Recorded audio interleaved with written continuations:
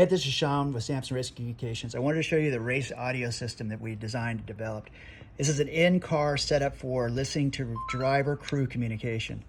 It works very simply. You literally just are going to plug in an audio input or output to a recording device, a GoPro, whatever.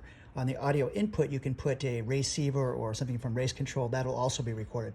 But everything that goes from your two-way system and through your two-way radio and in-car setup is going to be recorded on this unit. It literally plugs into your car harness, plugs into your driver's helmet kit, plug in your audio output to whatever you want to record to, and you're done. And then the last feature, which is the best part of this whole thing, is that the audio in a small little pill in here, you can adjust the actual ability to turn the mic up or down that's coming in from your two-way radio. So if you have a different style radio, you want to have your audio listen and your two-way at the same level throughout the communication and your recording. So that's how it's set up. But nothing needs to be powered. Nothing needs to be, need to put any power to it or anything else. It literally just goes inline and your audio straight in and you're done. So that's the race audio unit from Samson Racing Communications.